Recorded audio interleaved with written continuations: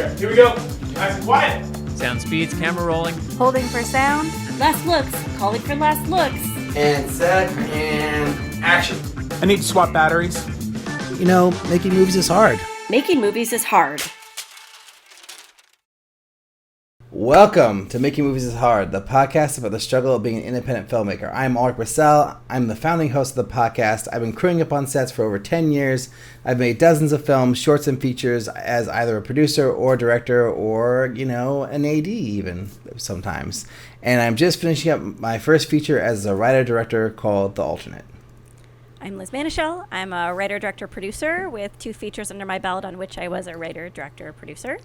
I'm a former film critic and current distribution consultant who used to manage the creative distribution initiative at Sundance. And I'm making my horror short film in September. We set dates. So Awesome. That's what I'm doing. Congratulations. Oh, it's me. I'm still talking. Oh, I forgot. This week, we have writer, director, producer T. Arthur Cottam on the show to talk about making his film Carbuncle, which is getting a re-release this year. He's re-releasing it. We also talk about T's latest film, 1 Hour Out Call, his approach to his filmmaking career and how he thrives in the short form format. I thought it was a really good conversation because you get to know T a little bit. You get to know how he sustains his lifestyle, kind of why he makes the decisions he did. So we hope you all enjoy it. We're going to jump right into the conversation after this. But afterwards, don't go away because we have another edition of Get Shorty where we focus and break down short films. And this time we have a pretty cool one called Listen. And then we also read a VIP listener email. So, but without any further gobbledygook, here's a conversation with T.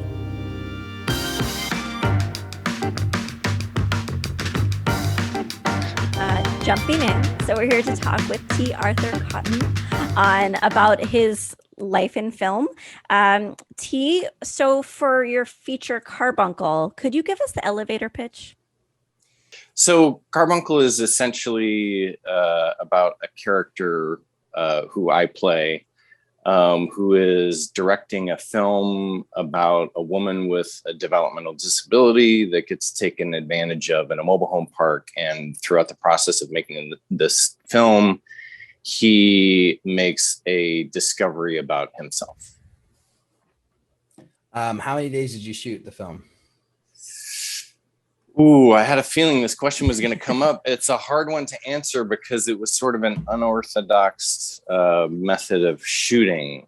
So we shot on the weekends generally. And it was over the period of 2.5 years shooting on weekends or whenever we could get the cameras, the cast and the crew together.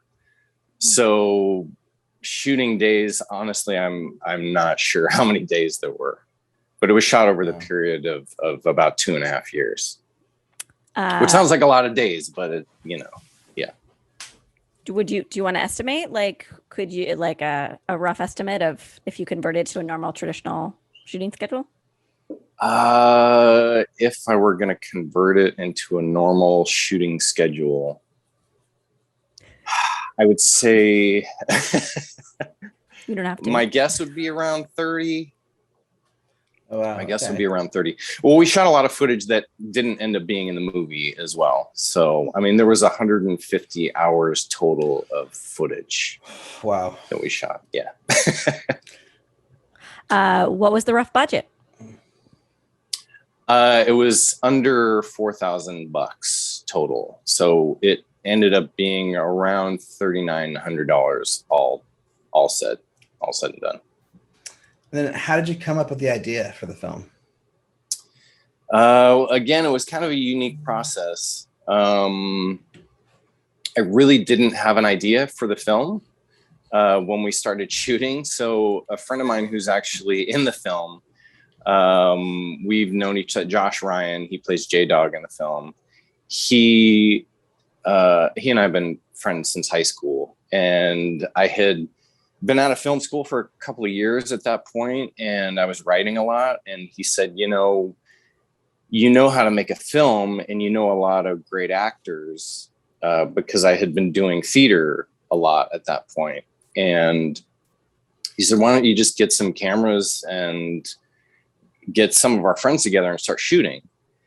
And so that's exactly what I did. So I put together people that I thought would be interesting in scenes together, and I just gave them complete freedom to do whatever they wanted on screen. And then we just rolled the cameras. We shot generally 2 cameras. And that's really how the story came about. And then me playing the director in it came about actually through the research of the character played by Sean Lockey, the character of Kelly, who has a developmental disability. We were doing research on her character, and during one session with the Lanterman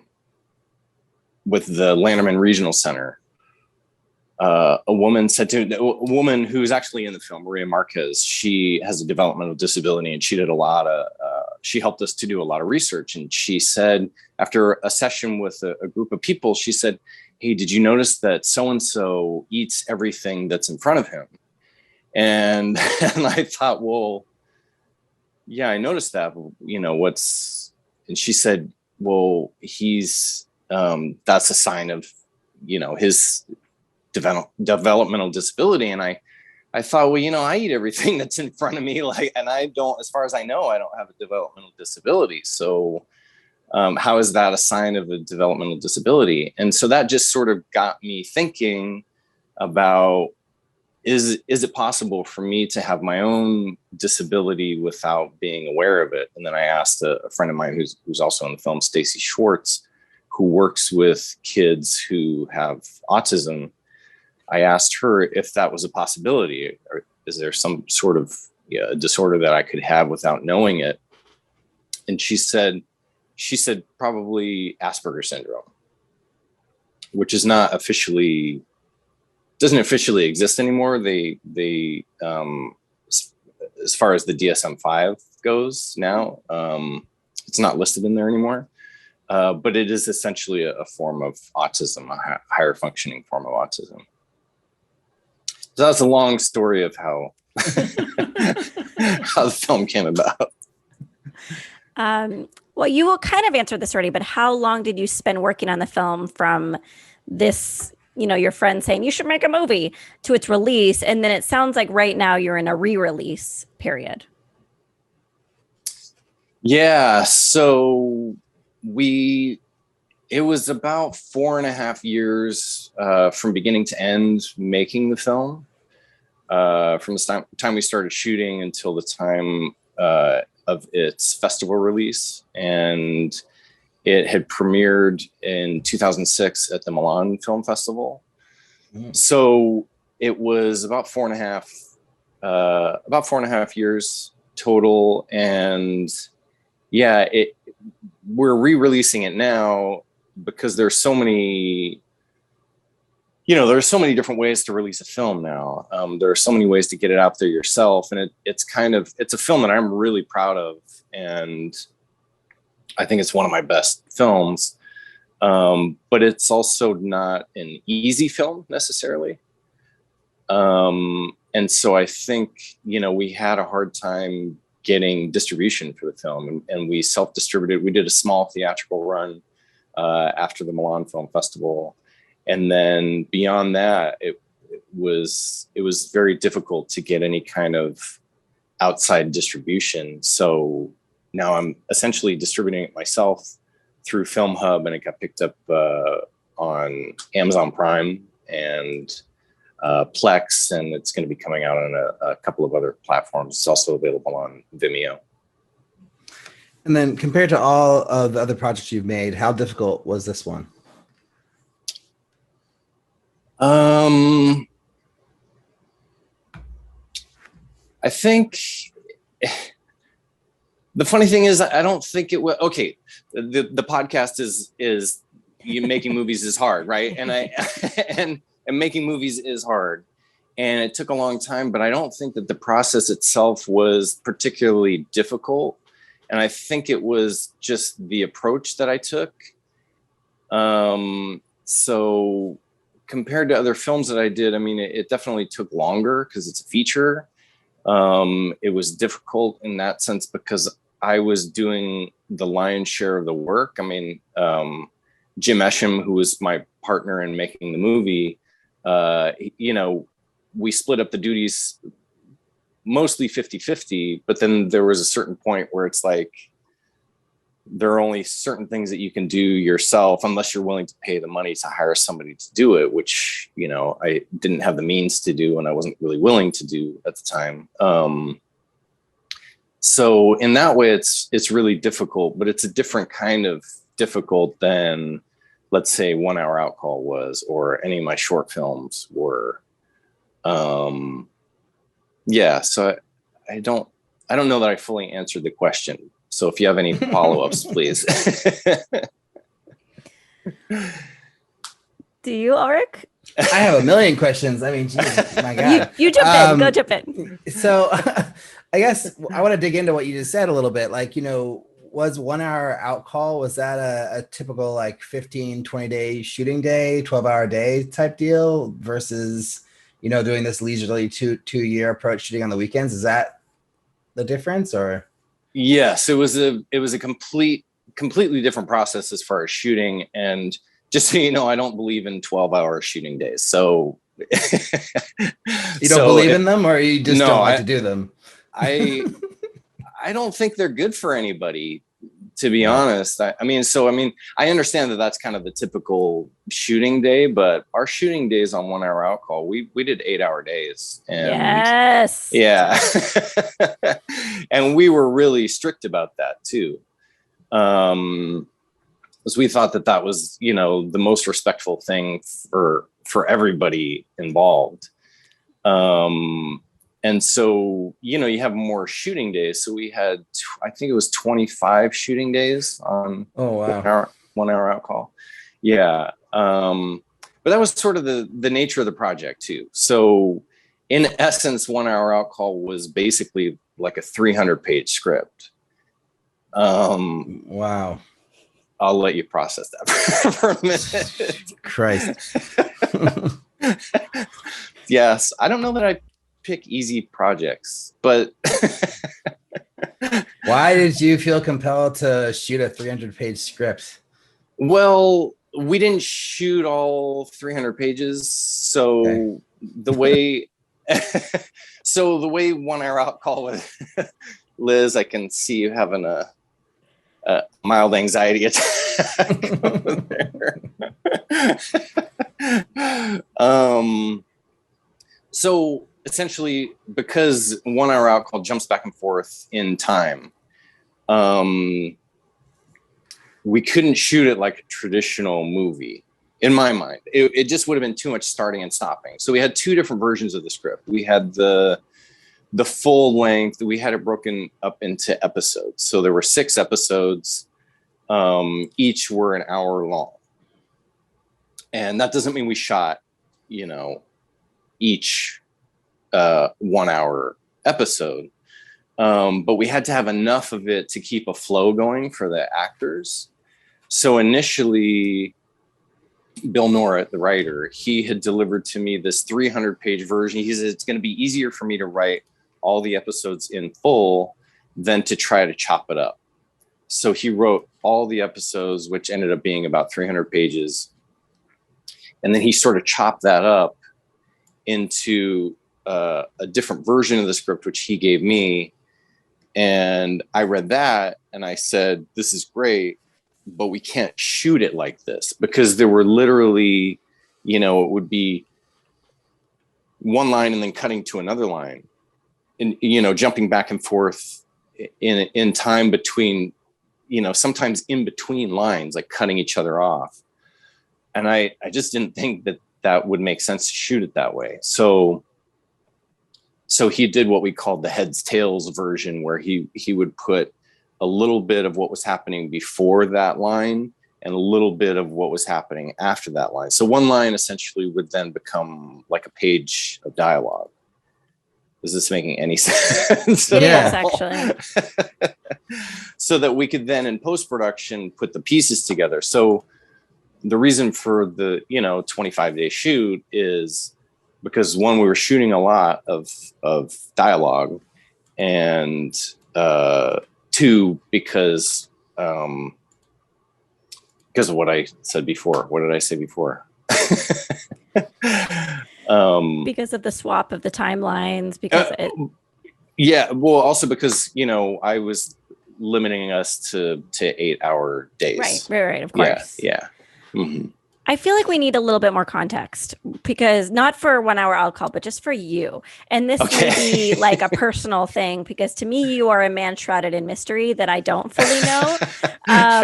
Though I call you a friend. But you're this filmmaker whose name is T, and I think one time you explained to me why. And then you look at your IMDb, and there's some, like, can I call it kind of like sassy, pervy content on there? Sure. And like, that's interesting. And then you talk a lot about form and structure and experimentation. So it's like we're jumping into this conversation about Carbuncle, the 4K feature, and we're talking about 1 hour alcohol, which sounds like it's also an experiment in form. Like, is it possible to just give people context on what you're trying to do as an artist who are jumped into this conversation? Okay. You're reminding me of an interaction I had with somebody at the Florida Film Festival years ago, and they've been really supportive of my work. And she didn't know any of my films, and we were hanging out, and she worked for the festival, and we'd had conversations and things like that. And then she, the next day, she said, "Hey, I saw a couple of your films." She goes, "You seem like such a normal guy."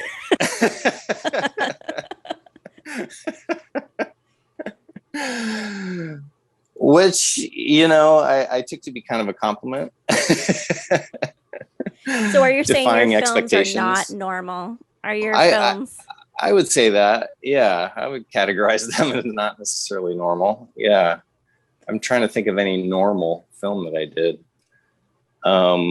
Yeah, so I guess to kind of answer your question, to give you some more context on me, I went to NYU film school. I grew up in Southern California, but went to NYU film school, and that's really where I learned that there are so many things that you can do with film. It's not just about telling a linear story with a beginning, middle, and end. And then once I started hitting the festival circuit with my first two films that I had done in college, one was called Between Us, which screened at a couple of festivals, most notably the Edinburgh Film Festival. But that was kind of the biggest festival that it had shown at. And then a film, Beer Goggles, which gained a little bit of a cult following. Two very different films. One was kind of a black and white, lyrical, kind of romantic film that's Between Us. And then Beer Goggles is more like this. It's a satirical look at homophobia. And that it was very polarizing, because when you watch the film and again, the Florida Film Festival really kind of championed that film, but even there, the programmers had kind of argued about it, and I only found that out once I went to the festival. One programmer was vehemently against programming the film because she thought that it was being made by a homophobe to promote homophobia, which is not my intent.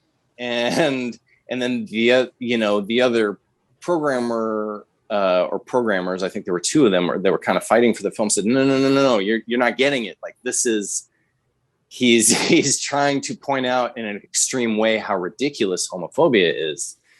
And which was my intent. And that kind of, got the ball rolling in terms of my festival career. And then in going and seeing other films at festivals, I really saw how much you could push the envelope with film. especially going to places like the New York Underground Film Festival, which doesn't exist anymore, and the San Francisco Indie Fest, which is still around, and just seeing the various films that were programmed there and going, man, like my film is kind of mild compared to what I'm seeing here. And it kind of gave me the confidence to go, okay, well, I've had these ideas that are a little bit on the extreme side, like pornographic apathetic. And so, I'm just going to do them. And there's clearly an audience for it. So that's kind of what got me on that path. And I enjoy making them, but I mean, yeah, I wouldn't categorize pornographic apathetic or filthy food as being normal.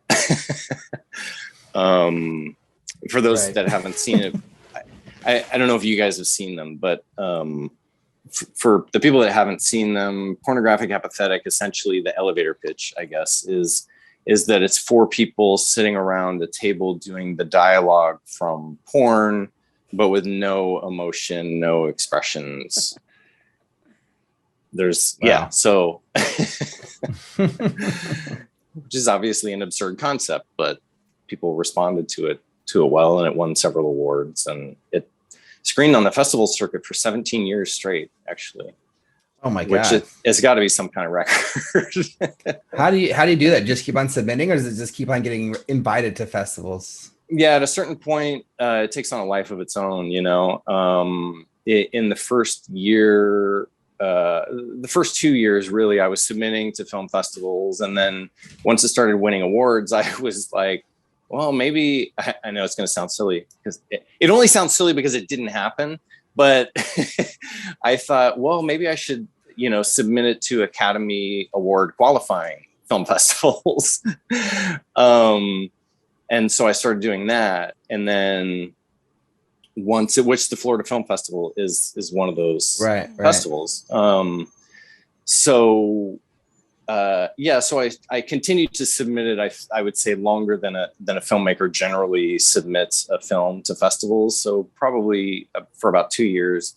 And then, at a certain point, word starts to get out, and then festivals start to request the film, and the festivals that it plays at, they start recommending the film to other festivals. So, for example, CineKink is one of those festivals where in New York, it got it won an award there, and it got a lot of traction just based on playing there, because CineKink is still sort of the worldwide hub for that kind of festival that shows sort of progressive sexual films. And so there were all these new film festivals that were popping up, and then they would go to Lisa Vandiver at CineKink and say, hey, we're starting a new festival. What would you recommend? And she's such a fan of pornographic apathetic that she would always recommend that. So I would get these invitations from these new festivals to show pornographic apathetic. And then, it just, every year there would be at least one festival that would request the film. So that's kind of how it stayed, on the festival circuit for that long. Crazy.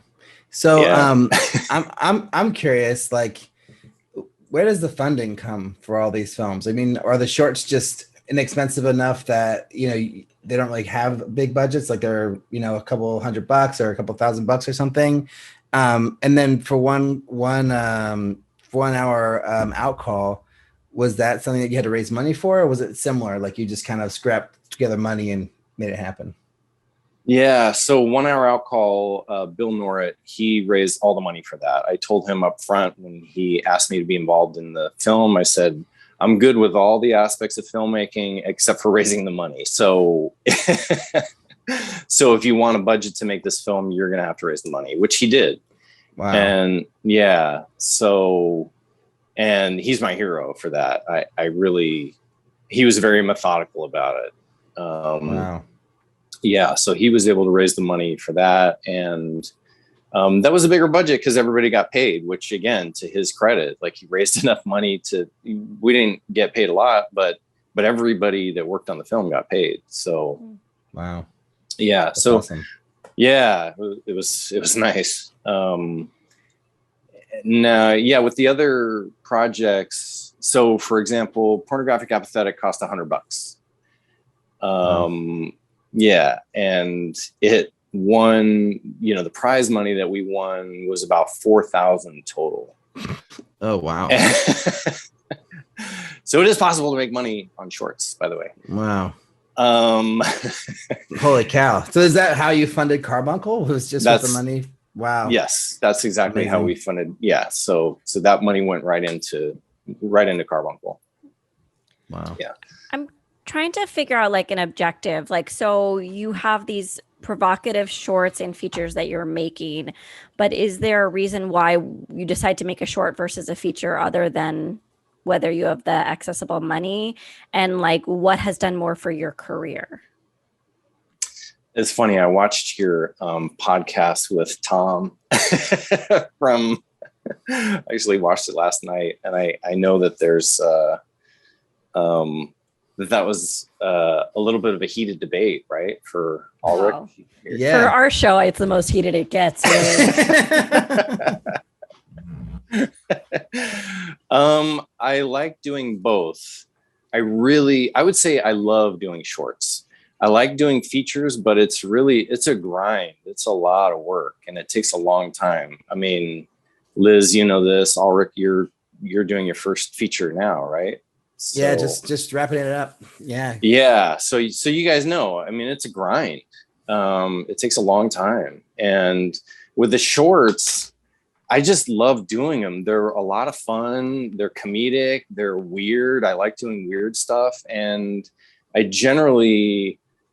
like to do, this wasn't really conscious, but I've noticed that I like to do a short immediately after I do a feature, because it's sort of that immediate gratification. It's just a lot of fun. It's like playing in the sandbox, and they don't cost that much, really. And the people that I've worked with are usually excited to do them.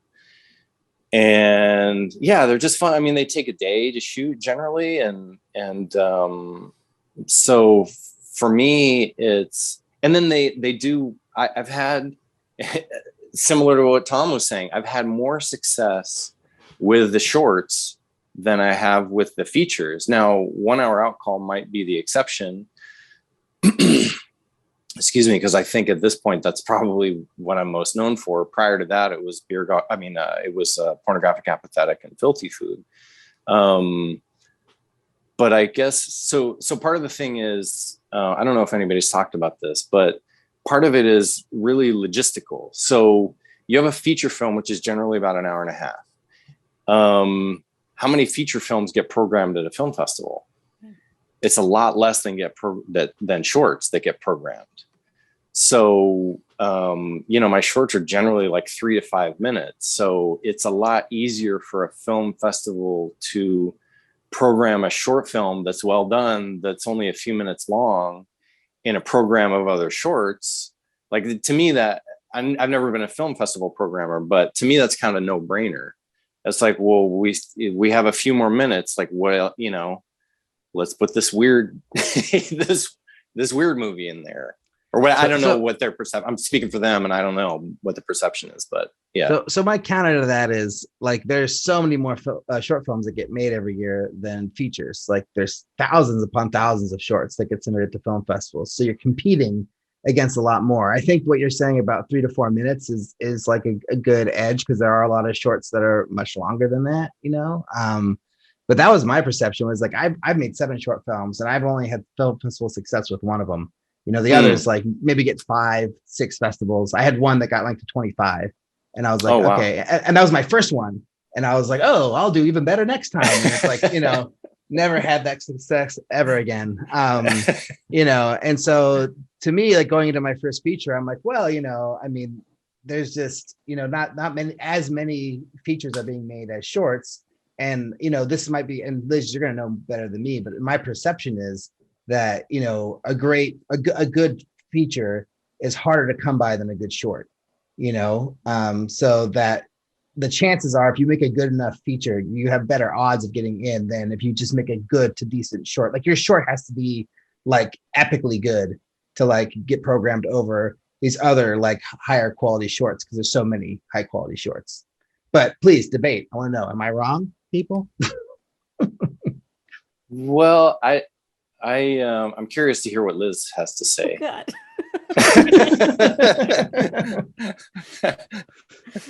Is that right now or after you talk? I think it's right now, Liz.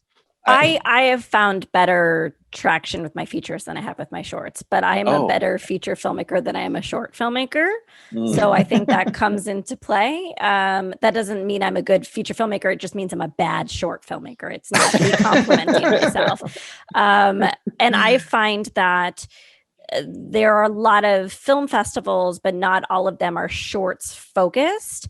And actually a lot of film festivals focus on features and then we'll have a little opening slot for a short. So I think the competition's higher for shorts in my experience. Yeah. That's what I thought. Yeah. So you're saying that the competition is more difficult harder for shorts. It's harder for shorts. Yeah. I think making a short film is okay. We're coming back to the title of this podcast, but I think that making a good short film is really difficult because I think a lot of filmmakers fall into the trap of really they want to make a feature, but they're making a short and they're trying to make their short seem like a feature. Right. See that all the time.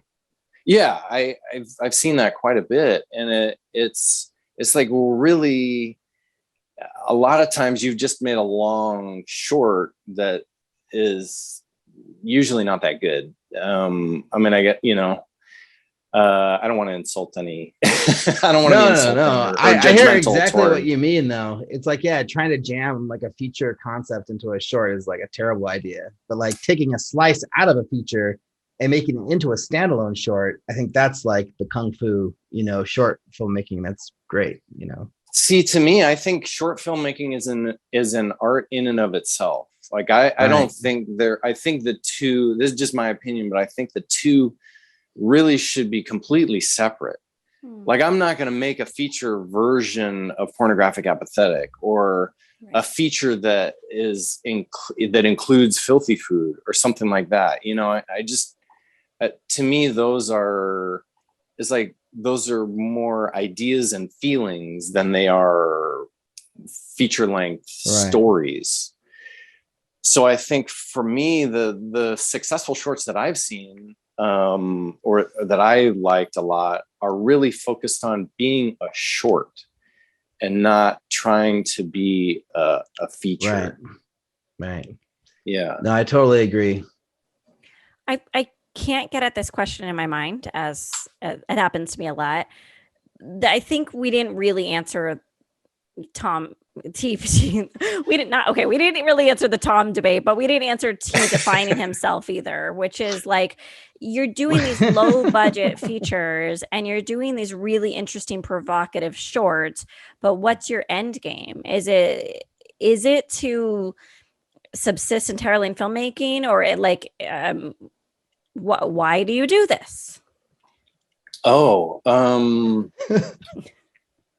Okay. I think I better understand what you're asking. Number one, I guess I would pose the question, does there have to be an end game? Mm-hmm. And then I would say, yeah, it would be nice to be able to make a living being a filmmaker. I think there is this maybe a perception that I am making a living as a filmmaker, but I'm not. I mean, just because, you know, I've got 3 feature films and several successful short films under my belt does not mean I'm not making a living as a filmmaker. So that would be nice. Do you mind? Yeah, go ahead. Sorry, I was curious. What do you do? Like, are you something in the business or related to the business, or you do something completely different? Well, I worked at 20th Century Fox for about 15 years, and I don't do that anymore. Gosh, I'm trying to think of a simple version of a complicated question. uh, Being a single father informs a lot of those decisions. So for the most part, over the last 5 years or so, I've been doing a lot of gig work, you know, Uber and Lyft and DoorDash and things like that. And, you know, taking freelance film work as it comes. But for the most part, so I had been working at Fox for a long time, and I was offered another job at Fox, and I live about an hour and a half drive away from Fox. Oh shit. Yeah. So during the time that my daughter was young, and I had very little to no help, it was basically my day consisted of dropping her off at childcare early in the morning, which she was very upset about, and then picking her up after work, and work usually ended around 6 or 6:30. So I'm, seeing her just in time to put her to bed, and that was it. And that was not that wasn't the way I wanted to live my life and raise my child. So yeah. Wow. So I made decisions to do gig work, which is not as lucrative, but it's a trade-off, right? Yeah. I'm just thinking about T, like thinking he's coming on this podcast to think about to talk about one thing, and then we're like, "Tell us about your life. Tell us about all your financial decisions and why. What is the purpose of all of this?" And well, it's all related, right? To a certain extent. I mean, we're not going to talk about my childhood or anything like that, but are we not? Are we not? Because I'm looking at an outline right now. Okay, so you're making decisions to support a healthier lifestyle with your family, which is amazing, and you're still able to make art. And but it does sound like there's a strategy here, whether there is or not, and it's to put alternative content out into the world while you kind of find ways you work to live, so that you can create more great content. That's a great way to describe it. Thank you, Liz. Trying. You summed it up. No, that was I would say that's accurate. Yeah. Okay. We've been talking about this a lot lately, because like I've been trying to figure out what is my end game. We had a guest on about 10, 20 episodes ago who like really challenged us in this, and like, we'll say, well, if you're not thinking about like your goal, you're just going to end up making, films in your backyard for the rest of your life, and made that sound like a real terrible thing. Well, maybe not, but to me, it kind of felt that way. And then, but I've sort of like, since then I've kind of decided, well, like that could be my fate, is just to make movies on the side whenever I can, in between whatever work I'm doing to pay the bills. But to me, as long as I'm still making movies and telling stories and fulfilled by the experience, like it doesn't really matter. Like, it doesn't matter how big the budgets get. It doesn't matter like if I get, Tom Cruise to be in my movie or whatever. It's like, as long as I'm telling the stories I care about, that's all that is relevant. And it sounds like that's sort of the space that you're in. Yeah, I totally agree with that. I was at a crossroads actually when my daughter was really young. I had decided to give up filmmaking. Oh, this was before 1 Hour Out Call. And I had started an ice cream business, which I heard a gasp. I just love ice cream. Go on. Oh, mine's the best. But so I had that going for about 5 years, and I thought, you know what? After filmmaking, like I would go in and I would pitch to these stores. Like I would bring samples of the ice cream, and they'd try the ice cream and they'd buy it, and it would be in the freezers within a week or whatever. And every time I would have a meeting with them, they would say, this is a really hard business. I'm like, are you kidding me? I come from the film business. Like, I just come in with a good product. You eat it and you buy it. Like, what's so difficult about that? So So I thought, you know what?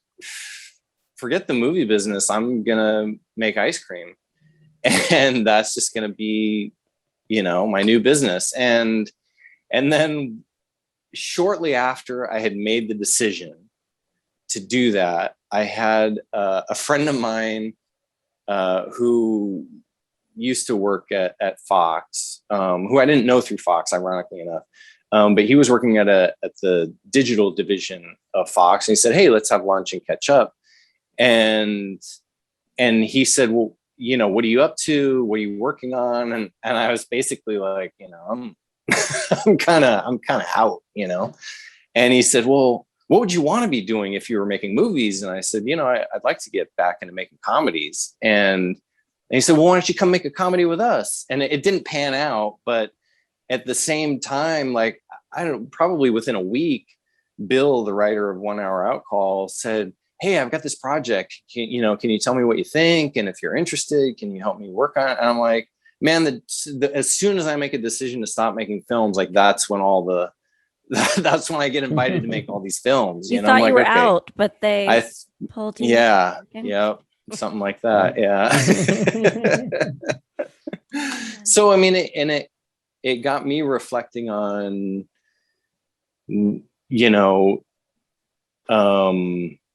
I guess the same things that Ulrich was just talking about. It's like, would I ever actually stop making films? It's something that I love so much that the ideas don't stop coming. And I'm always going to have that I mean, I had the urge to make films or to do things creative. Since as long as I can remember. I mean, I was drawing and making stories and wanting them to move. And I mean, before I could even write, like I remember I was 4 and just for fun, I was drawing these pictures. I drew this whole comic book basically. Because I would read comic books when I was little. Or I'd look at the pictures. I didn't know how to read yet. And so I made this comic book, and my mom asked me, "Well, what do you want the characters to say?" And I would tell her what they said, and I'd make a little bubble for, what they were saying. And then she would write in what they were saying. And so I've always been that way. So whether I'm making money doing it or not, I mean, yeah, I'd like to make a living doing it because it is so much work, but it's not something I would ever stop doing, even if I considered it a hobby, which I don't. Because I want to salvage the carbuncle attempt, if we can. Is there a way we can talk briefly? Because we still have like a bunch more questions for you. Yeah. Having made Carbuncle the way you did, did it help you? And what were the takeaways you can give to other filmmakers who are thinking of making content in atypical ways? So I would encourage, I'm actually developing a micro budget film class for exactly this. So I would encourage filmmakers to make a film any way you can. I mean, that's part of what was great about NYU, at least the professors that I had. They were very much about like, just whatever it takes, just get your film made. This is not about raising money or doing that and do it. It's like, you want to make a film, make a film. And so that's the spirit in which I went into Carbuncle. And also, part of what I was challenging myself to do in Carbuncle was to relinquish control. And I know that it sounds like an unorthodox way to make a movie. You go in without a script, and eventually, I developed an outline, and there were more clear guidelines for where we were going with the film. But to go in and start shooting without a storyline or a script or anything like that. I mean, I know it sounds crazy, but when I had made Beer Goggles, I felt that and maybe people watching it don't feel this, but I felt that the film had suffered by the amount of control I exerted on it. And that's to say it was very strictly storyboarded. It was very specific in the direction that I gave. The vision was very singular. And I don't think it left a whole lot of room for the actors to play. And I think it probably, in my mind, it would have been a better film had I allowed that a little bit more. And it's a little bit different because it was shot on 16 millimeter film. There's a lot more pressure because film is more expensive than video or digital formats. And so, there's more pressure to get it right in a short period of time using as little film as possible. Well, that's a great argument because, there's definitely two sides to that, right? There's like the Edgar Wright, storyboard everything, plan everything is completely, decided upon and exacted and formulated, and this is the thing we're shooting.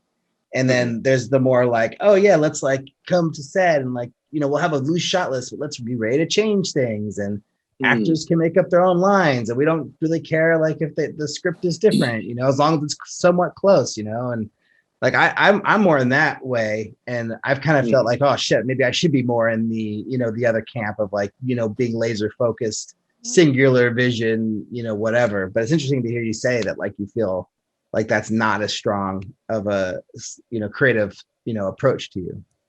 Well, I think it's a balance of both, right? And I think Carbuncle was kind of the extreme on the other end for me of just saying, you know what, I'm not going to try to control anything. I'm going to be a part of the process and just try to instinctively feel out what's happening here and let the film show me what it's about, in a sense.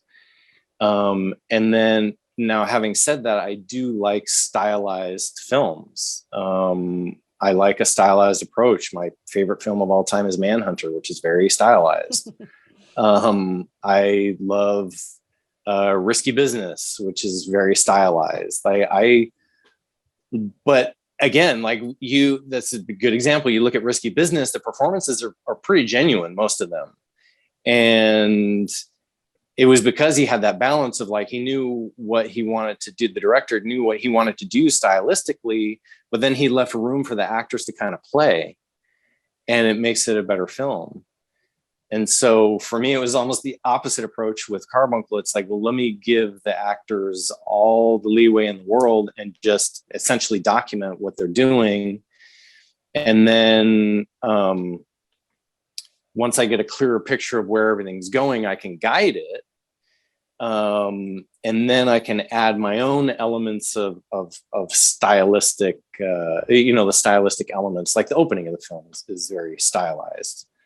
And there are experimental elements that, that are stylized. And that for me was very satisfying, but I like a combination of both. And I sort of, feel like coming back to 1 Hour Out Call, 1 Hour Out Call allowed me to work within the structure of a script, but bring my own stylistic approach to it and allow the actors to, there's not a lot of improv in 1 Hour Out Call, but allow them to play with the lines a little bit within that structure in order to make it feel more naturalistic, I guess. I don't know if that comes across. There are sometimes, I'm the biggest critic of my own work. So there are some times when I'm like, oh man, I should have done, directed them this way. And there are other times it's oh no, it's good, So. I think we need to move on to Final Five. Yeah. Yeah. And just a quick gut check. T, do you turn into a pumpkin in 2 minutes, or do you have a few more minutes with us? No, I've got plenty of time. Okay. We'll try to push it to 2:05. All right. So first question is, what's the first film you ever made and how do you feel about it now? Okay. I saw this question I heard this question when I was watching the podcast yesterday. And it depends on how you define first film. How do you interpret it?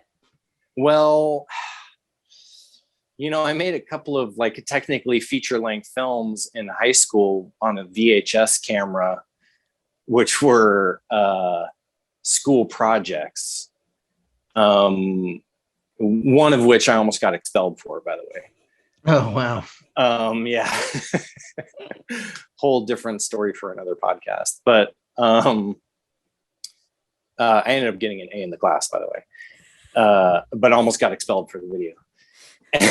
And but I guess so. The way I would define it is really, because I made short films in college, but I would really define it as the first film that you kind of put out there into the world,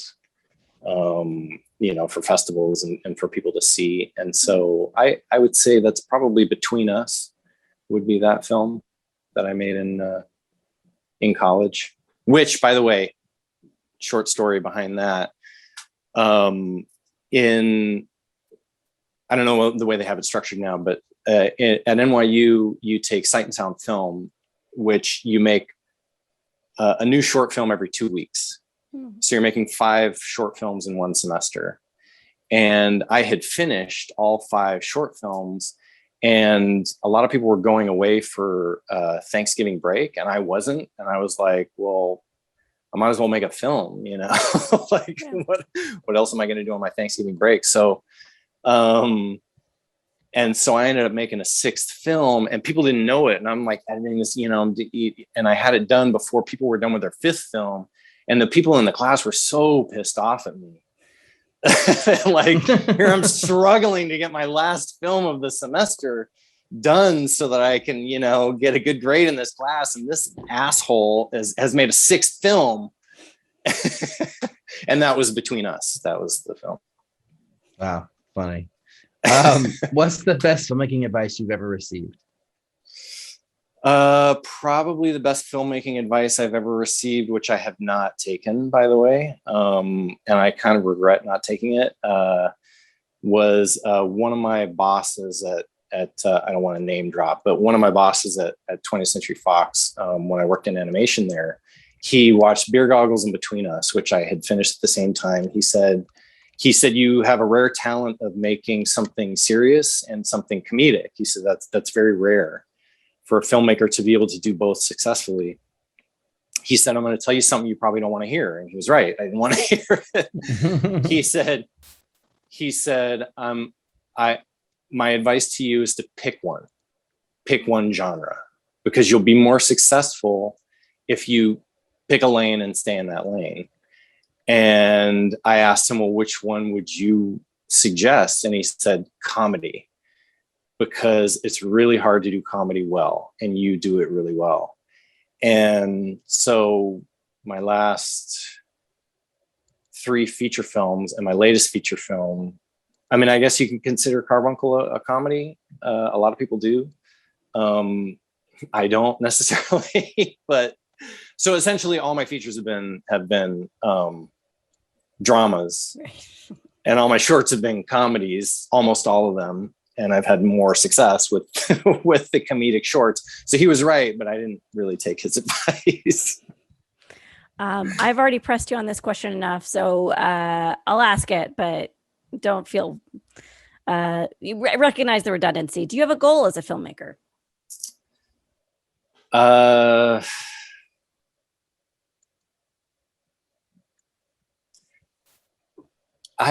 guess the simple answer is no.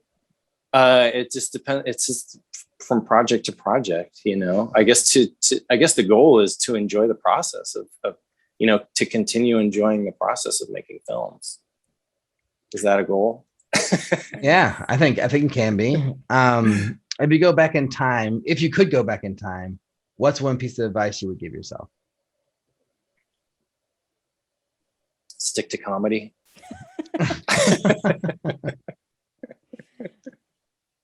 I don't necessarily agree, but it's a good one. Is making movies hard? Oh, go on. Bill, the writer of 1 Hour Out Call, doesn't agree either. I told him that my boss had given me that advice. He's like, that's bullshit, man. You made a great film, So it's like, you could do multiple things, which is true, but yeah. Yeah, genre blending's the best. Anyways. To cap us off.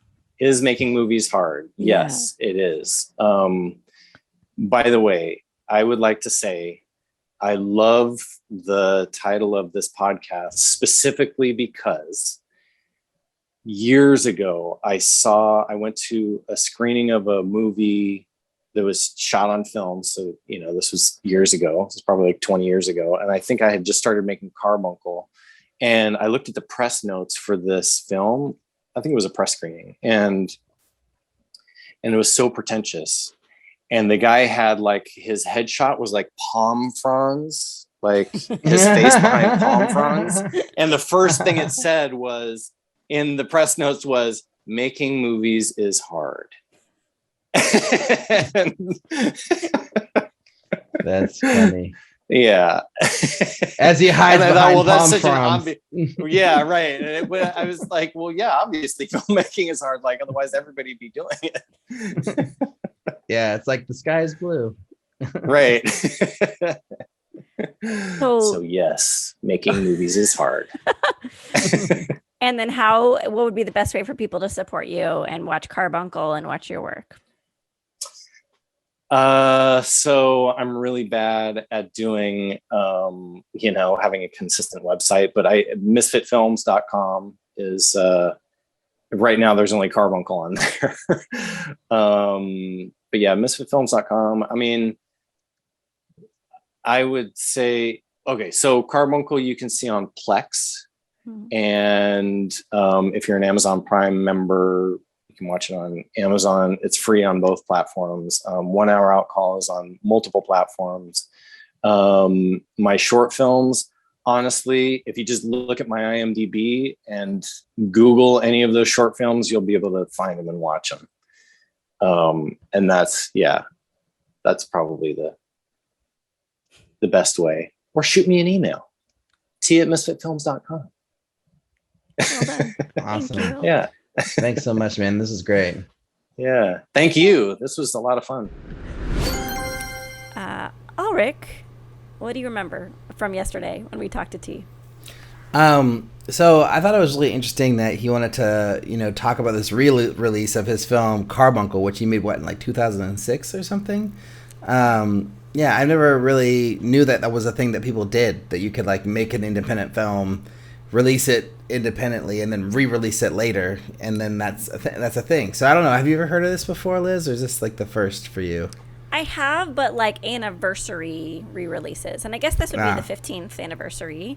Yeah. And also usually they'll be like, we restored it or we upgraded. I don't even know what you would call it. It's not up-resing. Is it up-resing when you would like make it better? I've seen that. But I also, my friend Ben, who's going to be on the show in a few weeks, his film released during the pandemic, and he's doing a re-release now because he wasn't getting a lot of attention during the pandemic, I believe. I could be wrong, and he'll correct us. And I think that's another reason for a re-release. Is like, are you opening during a tough time? Yeah, I'm really curious to hear how it works, because it's like, yeah, that's something that I think more filmmakers could do, because there's a lot of movies that come out and then don't necessarily get the love that they deserve when they are released, but then you could just do it again. Now that you have all the options at your disposal, you can really do whatever you want with your content as long as you own it. It's like, why not re-release it? It's pretty cool. I also think T, as he talks about on the show, feels like he got some heat and traction from his latest feature, right? So it's, can I capitalize on that? So we'll see. Yeah, totally. No, but I thought it was a fun conversation. Very different episode than normal, I think, but I think people will like it. I think I only enjoy conversations when people talk about incredibly personal things, which is not the best quality because I think we're supposed to talk about process and why, how people make movies and why it's hard.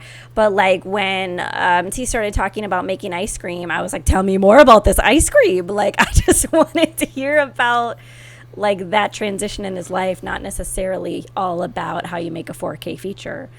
So the deviations from what we were supposed to talk about are in part because I wanted to hear about ice cream. Right. Well, I mean, it's interesting. I guess the other thing was he was talking about the other jobs he's doing now, and then he talked about this ice cream business, and I was like, well, why aren't you doing the ice cream business still? That sounded like you seemed very successful as an ice cream person. Why don't you do more ice cream? I don't know. Anyways, apparently it's difficult, is what he said, so it's not so easy. It's probably a lot easier to just drive Uber or whatever else he was talking about. So, yeah, I get it. But anyways, Liz, I think it's time to get to Get Shorty. So you make movies, huh? I produce feature motion pictures. I got an idea for a movie. This week on Get Shorty, we have a brand new short film from a pretty long-time listener, Earl Martin, called Listen. And here's Earl to talk about his film. Hey, my name's Earl Martin. I am the writer-director and even had a cameo in Listen. First question, why did you make a short versus any other medium? Well, thus far in my filmmaking career, all I've been able to do is make shorts. I got started late in life as far as a filmmaker, and I'm 56 now, and so we just haven't gotten to that position of making a feature. Not that I haven't written some, and not that I don't want to make any, just haven't gotten there yet, so just going to keep making shorts. Why this story? Well, I listen to filmmaking podcasts all the time with what I do to make a living, which is I'm an industrial building cosmetologist. I'm a janitor, but I can listen to podcasts all day and it's great. Many times filmmaking podcasts talk about the importance of sound, but there was one episode I heard where that was like the whole episode. And it just inspired me. I was thinking, I wonder if I could write a story and shoot a film to where I had to force people to watch it in the dark. But yet the sound design and the way it was created and crafted caused them to create the scene in their head. And so that's what my attempt was at Listen. How did your team come up with the funds? Oh, it was difficult. It was a no budget. I mean, it probably cost $100 total. I did give gas money to one of my actors, and I paid for the prosthetic of the villain, but other than that, some food, gotta feed your crew. Where I'm at in Watertown, Wisconsin, the filmmakers that are here, we try to help each other out when we can, especially with shorts, because there's just no money in shorts. Before making the short, what did you think would happen to your career because of it? Well, I was hoping to just continue building on the strengths and weaknesses of my filmmaking journey. I hopefully want to get noticed, as an entertaining filmmaker, storyteller, and that's happening as well. Build my tribe. What did end up happening? Well, so far, Listen's gotten into 5 festivals, and I'm getting noticed especially by the horror community. So that's been pretty cool. Now that it's out in the world, what purpose does it serve? Well, I've been a storyteller my whole life. As I mentioned, I just got into filmmaking recently, but all I've ever wanted to do is tell good stories, and now I can do it in the form of a film. And I just hope to keep finding people that like my style of storytelling. That's pretty much the purpose. And I'm slowly finding that crowd, and it's been a lot of fun. But specifically to Listen, what was the purpose of Listen was to learn the craft and the importance of sound in a film and sound design. And then just deliver another one of my stories to my followers and create new followers. So that was pretty much the purpose of it. Another thing I like to do is encourage people, whoever they are.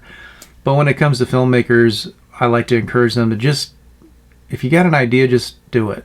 I've shot films where I had an opportunity, I had a location, and I shot it. I came up with something, we shot it.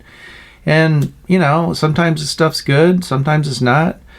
With me, I've been blessed to have some pretty good success with that. And I had an idea for a film that concentrated on sound, and we executed it. And I just tell guys, shoot what you want to see. That's what I do. Would you do anything differently story-wise now that the short is done and released? And the answer is no. I think the story for Listen is pretty strong, especially if you pay attention. You'll see how it comes around. I think it's a strong story, so I wouldn't change the story. If I changed anything, my ability to direct voice actors is weak, and I've never done it before. And so what I was hoping for, what I had in my head for that first scene, and what I got is different. The story's right. I mean, the dialogue's there, and the story is what I wanted, but it just didn't play out the way I had hoped. And I'm taking the blame for that. I'm not blaming my voice actors at all. I just didn't direct them properly. So thanks again, Alric and Liz, for having me on. And if you want to know more about me and what I've done and what I'm doing in the world, go to my website, imalittlealien.com, and check it out. We'll catch you on the flip side. So, Liz, what did you think about Listen? I remember seeing Earl's other film that he submitted, and we decided not to feature it, and I offered to give him feedback, and he never responded, which I will always remember, Earl. But I'm so glad that he submitted something else, because I do think this is a lot of fun. It's interesting. It's to the point. It looks good. It sounds good. I mean, I have some constructive notes. I don't even know if it's worth giving them. Always. But is it okay? So my constructive notes are that in the beginning, the vocal performances sound too calm. Even if it's a performance within a performance, it still felt too calm. And when the characters in the audio drama get hurt, you can hear them get away from the microphone. Like, you can hear that they're protecting the listener's ears. Like, they'll be like, ow! Like, you can hear them turn away, which is out of character. And you're not going to, like, if your pain is being documented, you're not going to, like, avoid how your audio is being captured. So, and I would say there's some, just an encouragement to Earl to just, like, double check the grammar and the front inner titles. Really minor note, and I'm not going to call out specifically what's going on there, but if you're going to have sentences and words, and you'd like pay attention to syntax, because I'm going to look at every single comma that's needed and, chide you for it. But I think this is a great film to see in a theater, and that's what I hope for it and wish for it, because I think an audience would really have a good time sitting in the dark watching this. What did you think? So I love the concept. I thought the twist was perfect. And then, especially based on his first short, I thought the production value of the ending was really good. I was like, oh man, this looks like a really good, well done movie. And I was totally into it, and I thought that it was a really fun. Like, it really drew me into, like, what was going to happen next. And then the little tiny button at the end was fun, too. Just a little bit of whatever, goofiness. But yeah, I completely agree with you about what you were saying of the dialogue in the performance. It was like no one would be that clear and, like, descriptive in what they're seeing. And I mean, and I get it was like a radio show sort of thing and whatever, but, like, you're not supposed to know that. Right? Like, you're supposed to think that this is actually what's happening. So you can't have the writing be like, and, there's some, I touched this thing. I cut myself on these razors. There's razors embedded in the floor. What psycho would embed razors in the floor? It's like, no one would say this.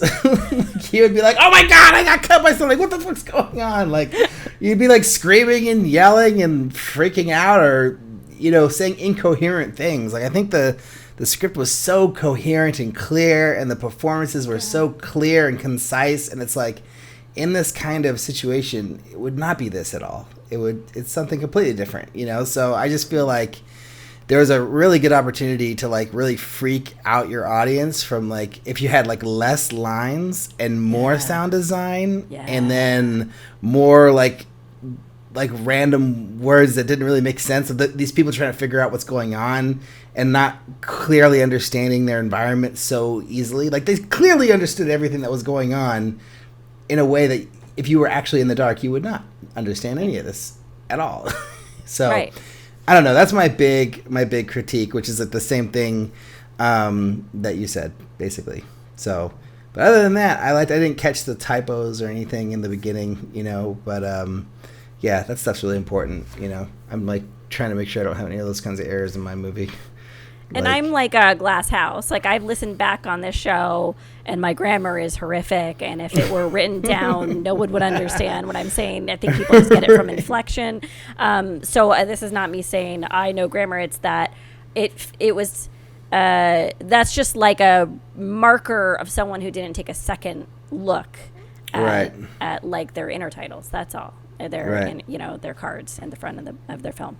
Yeah.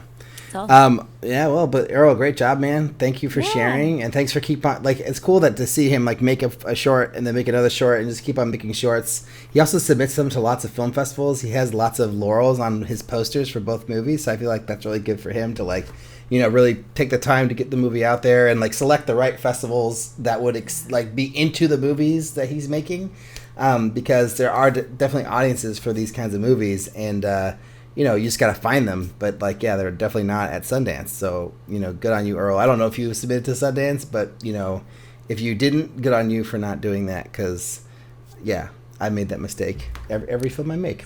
But yeah. What else was I going to say? I don't know. I think that's good. Earl, keep sending us stuff. Yeah, Earl.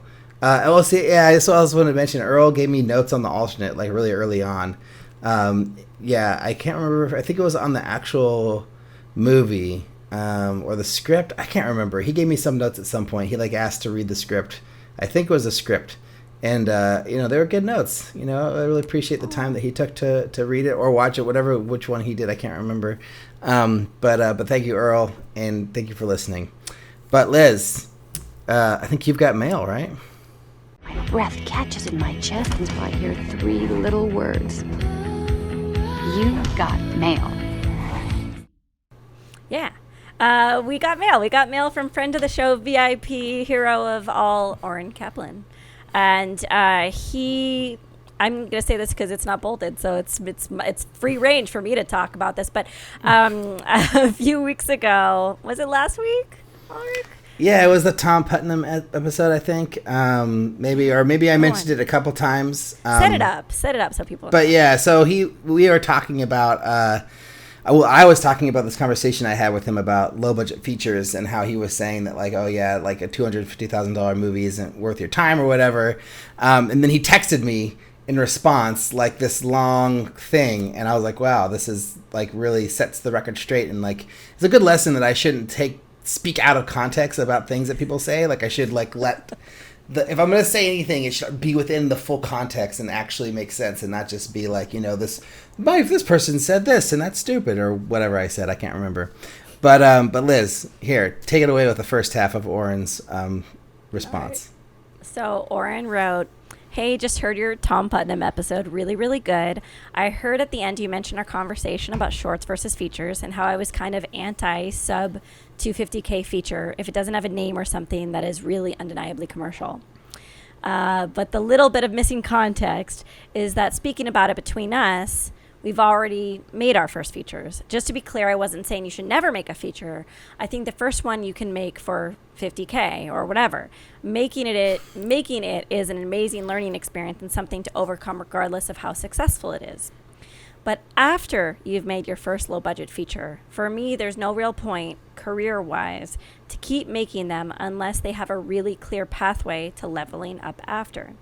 Sure, it's fun, but hearing Tom talk about driving a $1,600 car and being in 6 digits of debt at close to the age of 50, I guess that stuff scares me.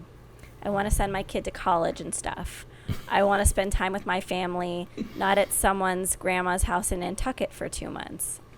Side note from Liz, I don't know what he's referencing there. Like making a feature, like, at like somebody's house, and like doing like an indie like sort of thing where you're away from your family, blah blah blah. I'm with you, Oren. I'm with you.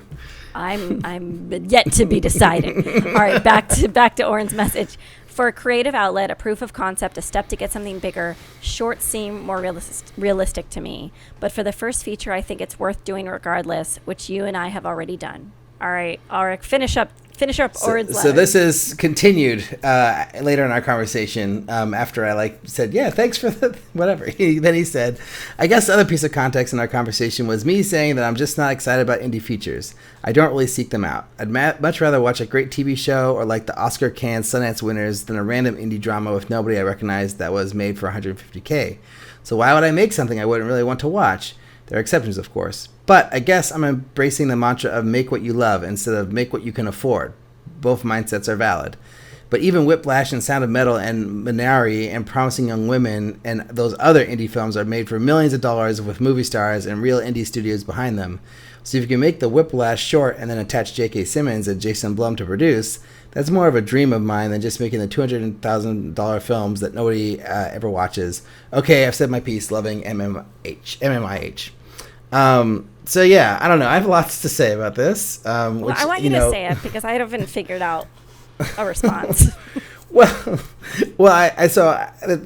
Basically, it comes down to like the movie that you want to make and the story that you want to tell, right? So like, to me, like I made a sub $250,000 movie as my first feature, and obviously I want to level up for my next one, but I know that might not happen right away, or it might take a long time to raise more money than I was able to raise the first time. So I'm writing a movie that I can make for even less than I made the first one, just so I have that to go. If like 3 years later, like I'm still in the same place I was, now, before before releasing my first feature, basically. And I'm trying to make something that I can make locally, that I don't have to do 3 weeks in a row, that I can do like over time, like either weekends or like 3 days here and then wait 2 weeks, 3 more days, wait 2 weeks, like just kind of space it out more, because I think that's just more realistic if you have a low budget. And then I think it'll also allow you to make a better movie because you'll have more time to after you shoot something, like, okay, did this work? Like, how does this connect together? Like, oh, do we need to change something to make this work the way that we had to adjust on set or whatever? And like, kind of, it just gives you more time to craft the movie in a way that you don't really get, when you're like forced to do it, in 15 days, with a crew of whoever you have. So I'm just kind of interested in that sort of thing as like a backup plan for the next feature, while also, trying to get other things made. But like, realistically, like the next budget I get is probably not going to be much more than $250,000, even if that, so it's like, this is just the world that I'm going to be living in for a while. So rather than like being like, no, I'm only going to make a movie if it's $1 million or $500,000 or whatever, I'd rather just go out and try to make the movie I can make and tell the stories that I can tell that I care about, and not really worry about the budget, and then just hope that each movie gets better, I get better as a filmmaker, and I grow. And I feel like you can't really get good at this if you don't make movies. Like, I'm not gonna be a better director if I try to raise money for 6 years to make, a $1 million, $2 million movie. Like, I'm not gonna become better at the craft. Like, I'm gonna get better at the craft from making movies.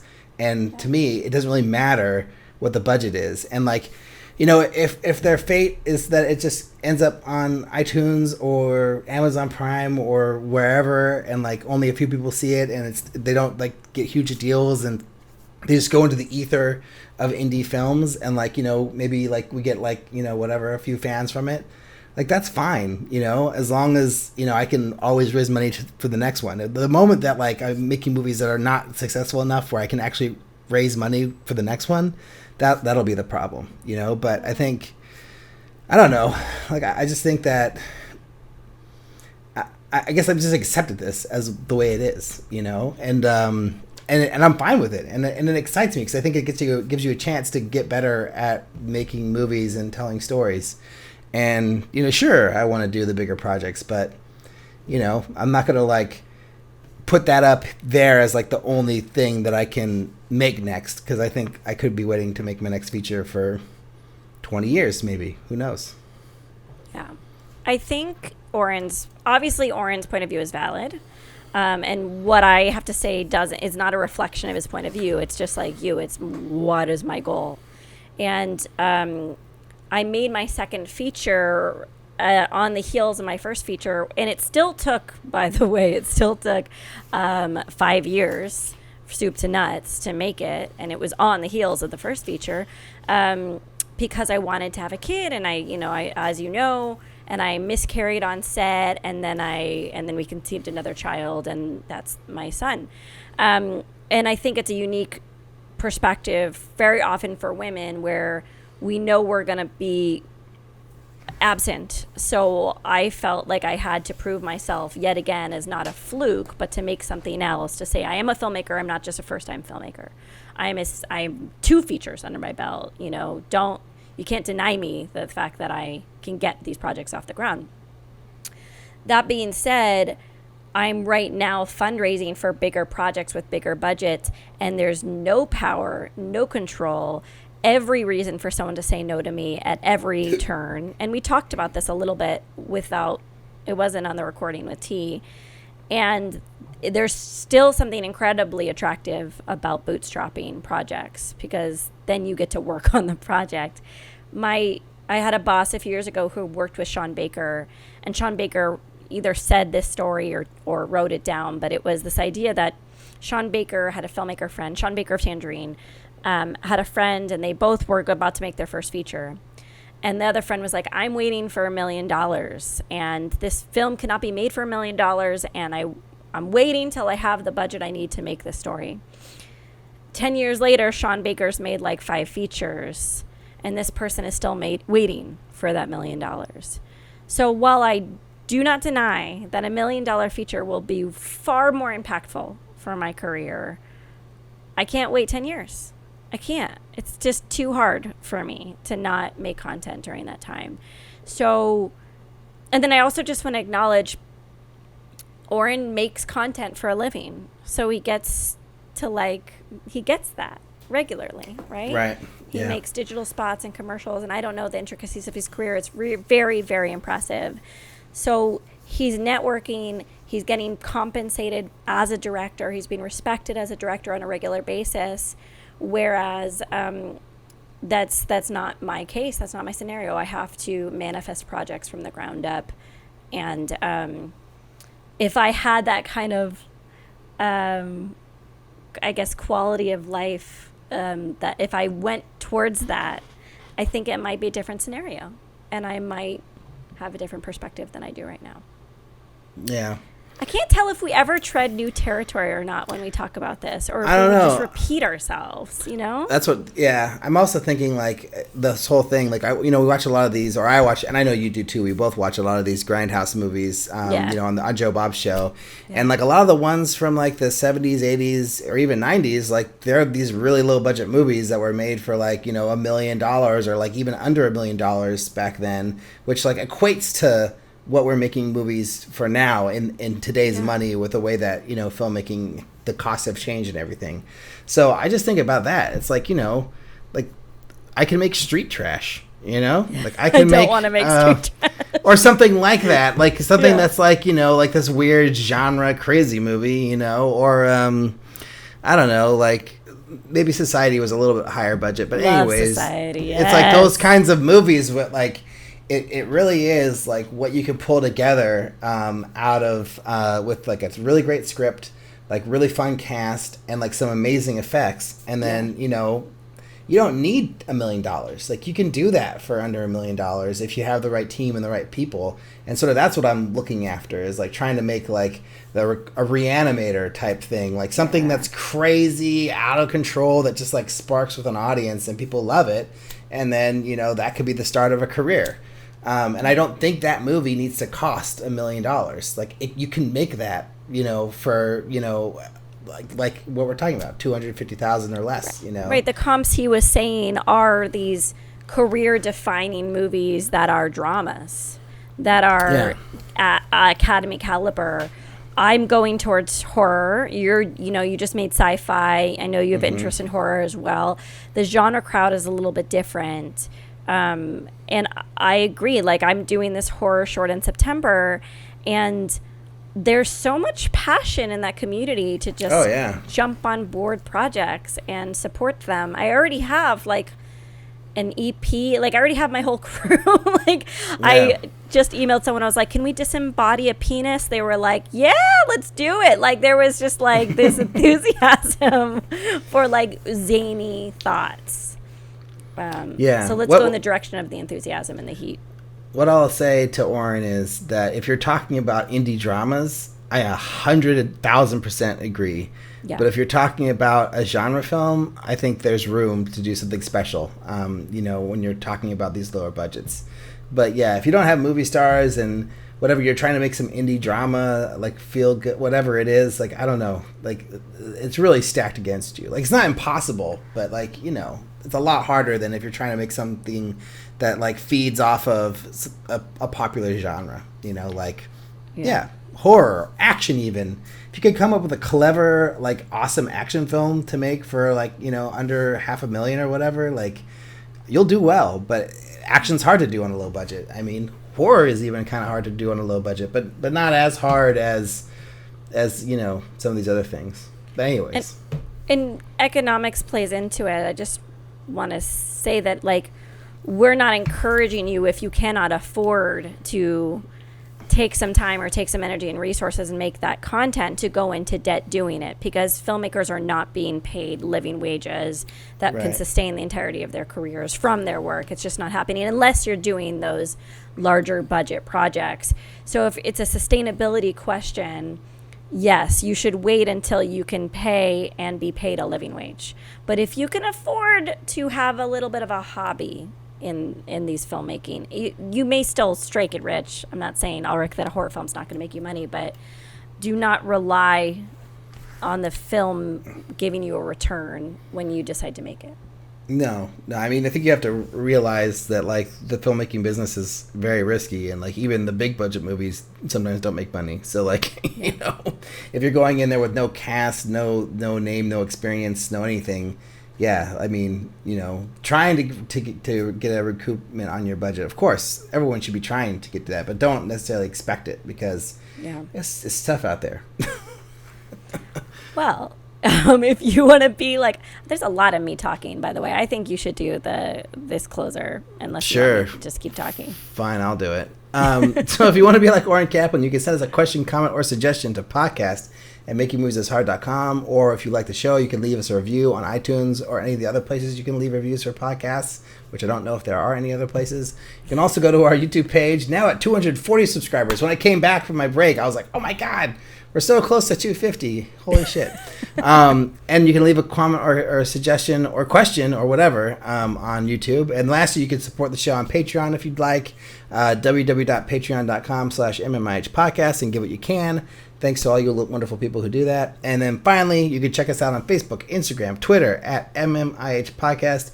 And you can check us out on YouTube, like I said earlier, Making Movies is Hard podcast on YouTube.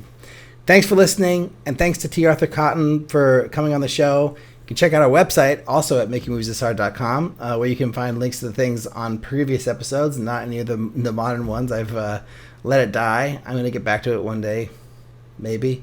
And thanks to editor Cameron, most likely, for doing the editing. And we'll talk to you guys next week.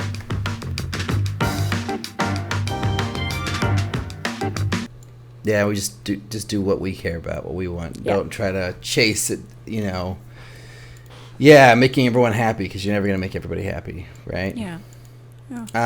Okay, cool. All right, let's get started. Okay.